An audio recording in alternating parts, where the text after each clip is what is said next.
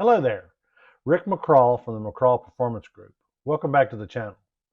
You know, customer satisfaction programs are all the rage, and hospitals and businesses all over are struggling to adopt them. I would argue that the very best value, though, rests in how it can improve the quality of your work life. And that's something I want to talk to you about today. Let's jump in on it. As a young ER director and administrator, I would like to disclose up front that no one was more skeptical about our efforts to improve patient satisfaction than I was. I felt like the tactics we were asked to use really were just smoke and mirrors. Frankly, they were designed to improve the score, but never really changing the experience of the patient or the customer. Having been a nurse for almost 40 years, I had grown up in an age where the adage was, "I'm here to save your you-know-what, not to kiss it." Looking back, I can tell you now that my attitude and thinking was wrong. Not only was I modeling behavior from both physicians and senior nurses that was disrespectful of our patients, by the way, many of whom were seeing us on the worst day of their life, but it was also creating a personal experience for me that was making work miserable. For whatever reason, I realized the common denominator in all of the interactions was me. Perhaps I was projecting myself in a manner that almost always got hostility back. If you've seen some of my content before, you know I have incorporated many Eastern philosophies, specifically Aikido concepts, into my practice. Frankly, on a dare, I decided to change the way I interacted with others to show everyone that I was not the problem in this equation.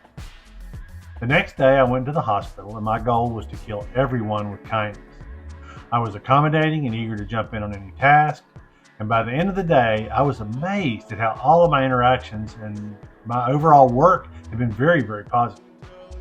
By putting ego aside and projecting positive energy, I found that was exactly what I was getting back. While this was a great improvement, I was still getting frustrated with job tasks that I perceived as aggravating, time wasting, or, just to be brutally honest, beneath me.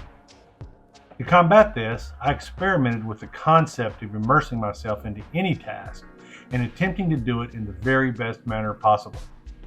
Samurai discovered a certain satisfaction in the pride of doing a good job, and I wondered if this would change my frustration level with my duties. I applied this to everything that I did, no matter how menial. I was seeking the satisfaction that comes from doing a really good job. This tactic is also very similar to servant leadership models, which are prevalent in our industry. The results were nothing short of remarkable. My work satisfaction improved dramatically, as did my performance. I became the go-to guy for dealing with hostile patients and demanding physicians. As a director and even as a consultant, I applied the same concepts and principles to those roles. There was no task required of my staff that I was not willing to do. In fact, if I had to assist in the department, I embraced those things that staff often did not want to do. This is at the heart of servant leadership. I had become a true believer.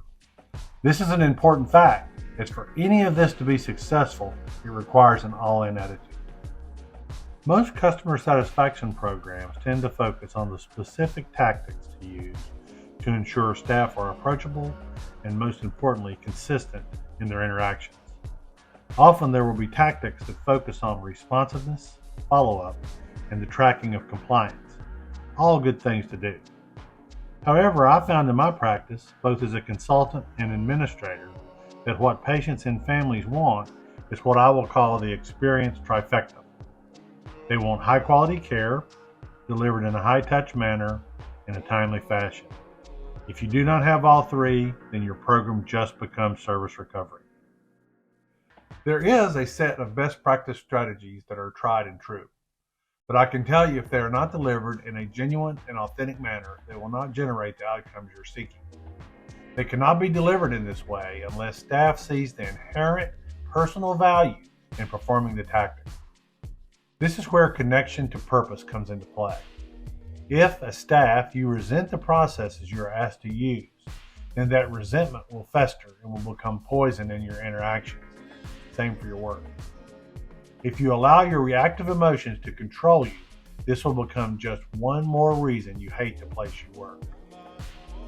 Frankly, for this to work, you need to see the personal value this can bring to your work life. If any of what I have said in the video resonates with you, Try giving these suggestions an honest effort and see if the interactions you have do not improve dramatically. Once you're able to see and feel this personal connection, the tactics become very easy to adopt. Now, I know there are many of my clinical colleagues who will say this is a lot of administrative, consultative snake oil. But I can only tell you that embracing the patient's experience changed my life and made my work much more enjoyable. To be honest, there is no downside to adopting these strategies unless you let false pride have a vote. Now, sometimes you will encounter a bully where these tactics and strategies may not seem to be that effective. What I can tell you is that when faced with conflict, it takes two to tango. And if you fail to participate or escalate the confrontation, it'll die right then and there.